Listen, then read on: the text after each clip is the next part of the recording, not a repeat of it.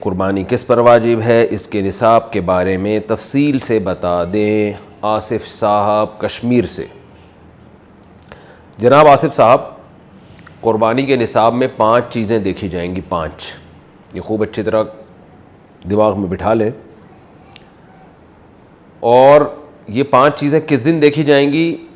بقرعید کی صبح صادق، یعنی 10 ذی الحجہ کی صبح صادق سے لے کر 12 ذی الحجہ کے غروب آفتاب، یعنی یہ جو 3 دن ہے نا قربانی کے، 10، 11، 12، ان 3 دنوں میں کوئی شخص صاحب نصاب ہو تو اس پر قربانی واجب ہے۔ صاحب نصاب کا مطلب کیا ہے؟ یہاں پر قربانی پر خوب سمجھ لیں۔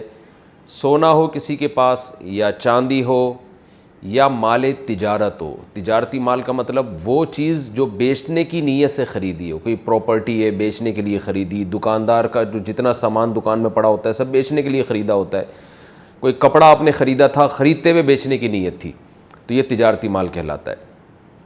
چوتھی چیز ہے نقد رقم، کیش، یعنی جو بھی آپ کے پاس بینک میں یا جیب میں جو کیش اماؤنٹ پڑا ہوتا ہے، یہ 4 چیزیں ہو گئی۔ 5ویں چیز ہے ضرورت سے زائد سامان۔ ضرورت سے زائد سامان میں بہت تفصیل ہے، آسان اس کی ایک جو ہم اگر ضبط کر سکتے ہیں تو وہ چیز جو پورے سال بھی استعمال نہ ہوتی ہو، گھریلو چیزوں میں وہ چیزیں جو پورے سال بھی استعمال نہ ہوتی ہوں، جیسے کپڑے کوئی یا برتن ہے، ڈنر سیٹ ہے، پورے سال استعمال نہیں آتا۔ اسی طرح کوئی پراپرٹی پڑی ہوئی ہے جو نہ کرائے پر دی ہے آپ نے اور نہ آپ اس میں رہتے ہیں، وہ پراپرٹی بھی ضرورت سے زائد میں داخل ہے۔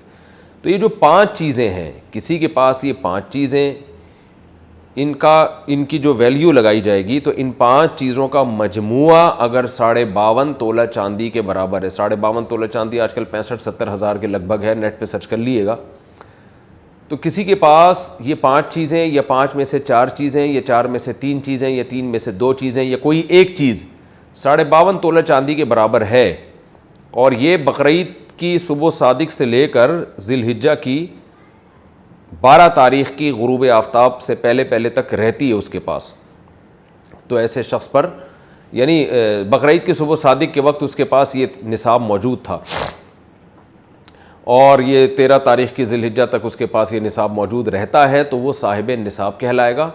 13 تاریخ نہیں، 12 تاریخ، 10، 11، 12، 3 دن، تو وہ صاحب نصاب کہلائے گا اور اس پر قربانی واجب ہے، بشرطے کہ یہ جو 5 چیزیں یا 4 یا 3 یا 2 چیزیں میں نے بتائی ہیں، ان میں سے سب سے پہلے قرضہ مائنس کیا جائے گا، یعنی قرضہ مائنس کر کے 52.5 تولہ چاندی کے برابر بن رہا ہو۔ اسی طرح گیس بجلی کا بل جو ان کے اوپر لازم ہے وہ بھی اس میں سے، یا جو مہینے کا راشن آئے گا وہ بھی مائنس کیا جائے گا، جو گھر کا ضروری راشن ہوتا ہے نا وہ بھی مائنس کیا جائے گا۔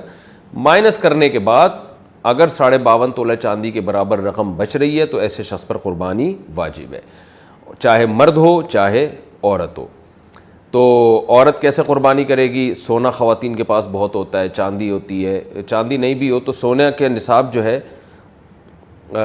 اس کے ساتھ اگر 1 روپیہ بھی ہے تو وہ بھی 52.5 تولہ چاندی کی قیمت دیکھی جائے گی اس میں بھی۔ تو عورت کیسے قربانی کرے گی؟ اس کے پاس تو کیش نہیں ہوتے عام طور پہ، تو پورے سال جمع کرے، تھوڑے تھوڑے اپنی جیب خرچی سے بچایا کرے، یا سونا کو بیچ کر کرے۔ البتہ کسی کے پاس صرف سونا ہی ہے اور یعنی باقی 4 چیزوں میں سے کچھ بھی نہیں، 1 روپیہ بھی نہیں ہے، تو پھر 7.5 تولہ سونا جب تک نہیں ہوگا قربانی واجب نہیں ہوگی۔ یعنی سونے کے ساتھ اگر چاندی ہے یا پیسے ہیں یا تجارتی مال یا ضرورت سے زائد سامان ہے، پھر سونے کی ویلیو دیکھی جائے گی، سونے کو نہیں دیکھا جائے گا۔ لیکن اگر صرف سونا ہی ہے تو پھر 7.5 تولے سونے سے کم پہ نہ زکوٰۃ ہوتی ہے نہ قربانی ہوتی ہے۔ تو یہ ہے، تفصیل سے آپ کو بتا دیا۔ تو آپ چاہیں تو اس میں ایک گائے میں حصہ لے لیں، چاہیں تو بکرا لے لیں، چاہیں تو دمبا لے لیں۔ مرد پر الگ واجب ہے، عورت پر الگ واجب ہے، جو بھی صاحب نصاب ہوتا ہے۔